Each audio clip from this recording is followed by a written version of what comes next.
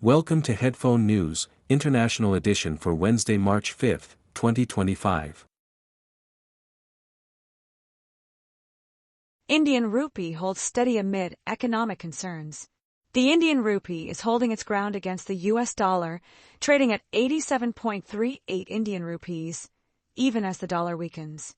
This stability comes from strong demand for dollars from local importers and foreign banks, despite worries about a slowdown in the US economy. The rupee is under pressure, with over $14 billion pulled out of Indian stocks this year, making it one of the weakest currencies, second only to the Indonesian rupiah. Traders are closely watching U.S. trade policies, especially a new 25% tariff on imports from Mexico and Canada. Analysts at MUFG predict the rupee could drop to 88.5 Indian rupees for every USD by year-end. With the Federal Reserve hinting at possible interest rate cuts, experts expect 3 cuts this year. The upcoming U.S. non-farm payrolls report will be crucial for understanding employment trends and the Fed's next moves. What does this mean for Indian consumers and investors?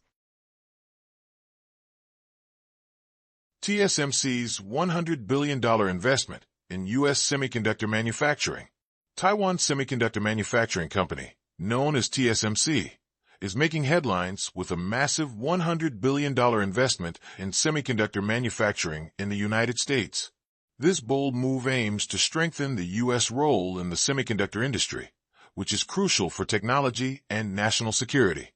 President Donald Trump emphasized TSMC's importance, calling it one of the world's leading companies. With this new funding, TSMC's total investment in the U.S. will reach $165 billion, allowing for the construction of 5 new manufacturing plants in Arizona. This initiative aligns with the Trump administration's goal of establishing the U.S. as a hub for AI technology. The government has already provided a $6.6 billion subsidy to support this effort. TSMC's finance chief, Wendell Huang, is optimistic about ongoing government support. This investment is expected to create thousands of jobs and boost local economies in Arizona while reducing dependence on foreign semiconductor production. As semiconductors play a vital role in our daily technology, TSMC's commitment marks a significant step toward enhancing U.S. manufacturing capabilities. Trump critiques China's currency policy. U.S. President Donald Trump has criticized China's currency policy, claiming the Chinese government manipulates the yuan. However, evidence shows the yuan remains strong in the market.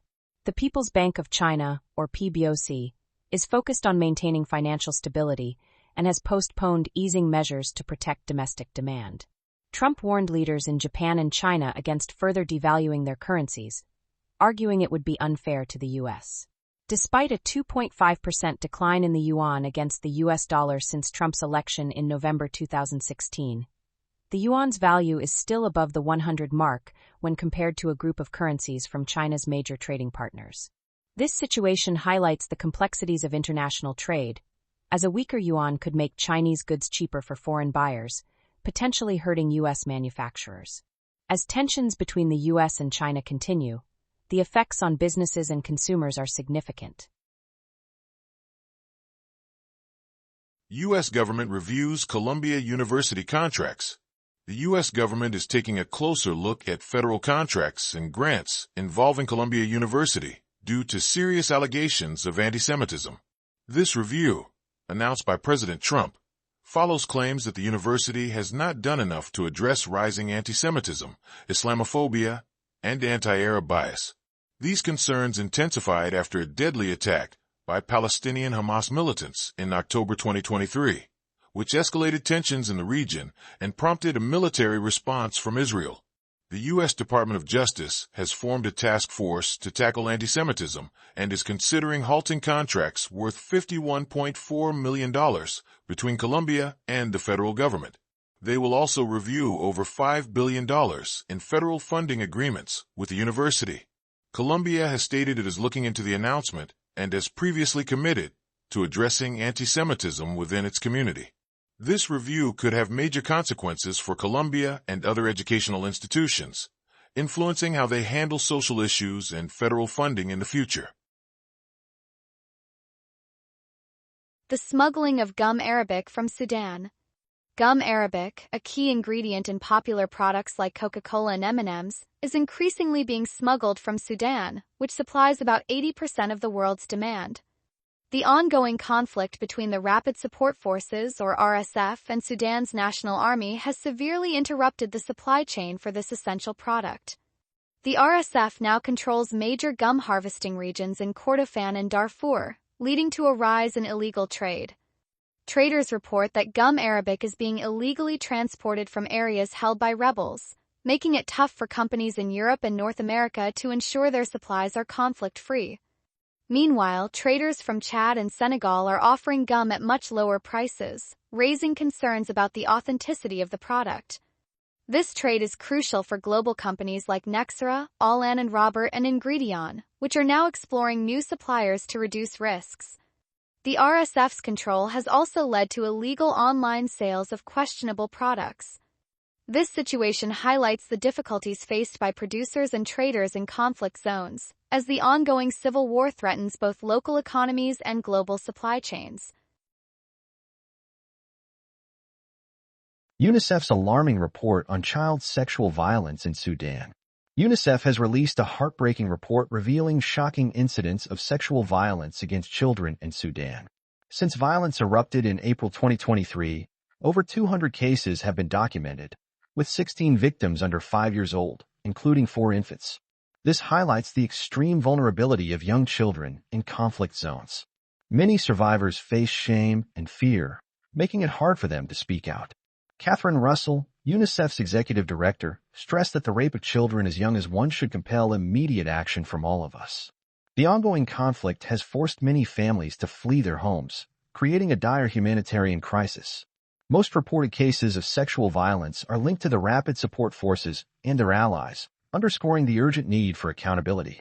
The situation in Sudan is critical, and the international community must step up to protect children and support survivors. Concerns over NOAA staffing cuts. Recent staffing cuts at the National Oceanic and Atmospheric Administration, or NOAA, have raised serious concerns about public safety. The Trump administration has eliminated over 600 jobs, about 5% of NOAA's workforce.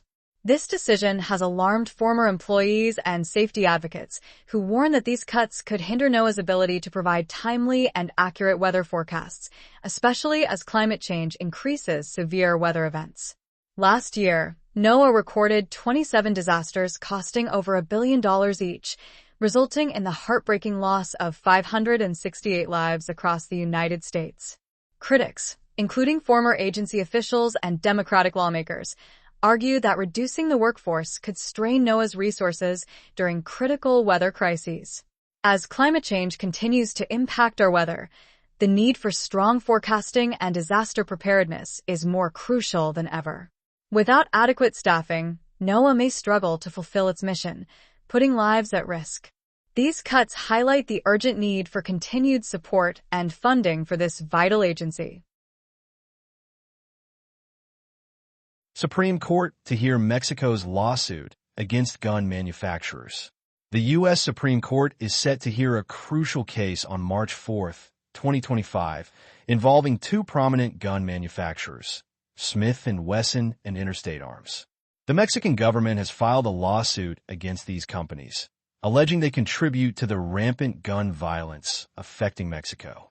From 2007 to 2019, around 180,000 murders involved firearms, many of which were smuggled from the U.S. Mexico claims these companies have created a system that allows firearms dealers to sell weapons to individuals who supply drug cartels.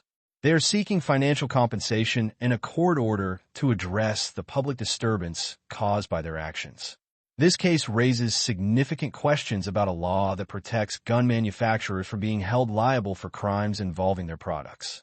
Although a U.S. district judge dismissed the case in 2022, the First U.S. Circuit Court of Appeals reversed that decision in January 2024, allowing the lawsuit to proceed.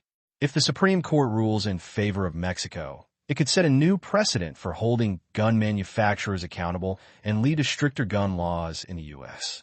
The estimated annual value of guns trafficked from the U.S. to Mexico exceeds $250 million, underscoring the serious economic implications of this ongoing battle. Shin bets acknowledgement of failures in Hamas attack response. Israel's top security agency, Shin Bet, has admitted to major mistakes in its response to the Hamas attack on October 7, 2023, which claimed 1,200 lives and resulted in over 250 hostages taken. The agency overlooked critical warning signs, mistakenly believing Hamas would not escalate to full-scale war. Since then, the conflict has intensified, with more than 48,000 lives lost in Gaza, where a severe humanitarian emergency has displaced most of its 2.3 million residents. A fragile ceasefire has been in place since early 2024, but tensions remain high. Shin Bet's report, released just days ago, followed findings from the Israeli military that pointed out serious tactical failures. Lieutenant General Herzi Halevi resigned in January, taking responsibility for these shortcomings. Prime Minister Benjamin Netanyahu is facing increasing pressure for a national inquiry into the government's actions during this tragic event. Meanwhile, Shin Bet chief Ronan Bar has indicated plans to step down, acknowledging the agency's failure to protect civilians. The ongoing conflict continues to draw international concern. Canada's response to U.S. trade actions. On March 4, 2025, Canada announced a significant tariff package in reaction to trade actions from the United States. Prime Minister Justin Trudeau declared that Canada will stand firm in this ongoing trade war initiated by U.S. President Donald Trump. The first phase includes tariffs on goods worth 30 billion Canadian dollars, or about 22.2 billion U.S. dollars, affecting items like orange juice, peanut butter, and electronics. Additionally, Canada plans further countermeasures on 125 billion Canadian dollars, roughly 92.5 billion U.S. dollars, targeting products such as electric vehicles and dairy. A 21-day comment period will allow interested parties to share their feedback on these measures. To support Canadian workers and businesses, the government will create a process for exceptional relief from the tariffs. These counter-tariffs will remain until the U.S. tariffs are lifted, highlighting the seriousness of this trade dispute. This situation underscores the deep economic ties between Canada and the U.S., with potential effects on consumers and businesses on both sides of the border. Google's antitrust battle with the U.S. government. Google is making a bold plea to the U.S. government to avoid breaking up the company amid serious antitrust concerns. On March 4, 2025, officials from Alphabet Incorporated, Google's parent company, met with President Donald Trump to address these pressing issues. Google fears that proposed actions could harm the American economy and national security. The U.S. Department of Justice is investigating two significant antitrust cases against Google, one focusing on the search engine market and the other on advertising technology. Potential remedies could force Google to sell parts of its business, including the Chrome web browser, and change agreements that make Google the default search engine on devices like the iPhone. A trial is set for April 2025, with a ruling expected in August. The outcome could reshape the tech industry and set important precedents for how major companies operate. As scrutiny of tech giants increases, the implications of this case extend beyond Google, affecting the entire sector. The stakes are high, and the decisions made could change how we interact with digital services. Kazuo Ueda on geopolitical tensions and financial stability. Kazuo Ueda, the governor of the Bank of Japan, recently spoke in Tokyo about the rising geopolitical tensions and their impact on financial stability. He stressed the need for global cooperation to address these challenges, which can disrupt capital flows and hit emerging markets harder than advanced economies. Ueda pointed out that these tensions may lead to different monetary policies from central banks, increasing market instability and making it tougher for businesses to navigate.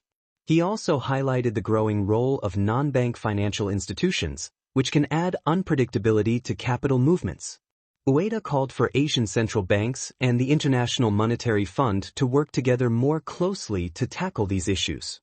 As global tensions rise, understanding their implications is crucial for everyone, from individuals to corporations. That is all the news for today. Thank you for listening to today's headphone news. News summary brought to you by AI.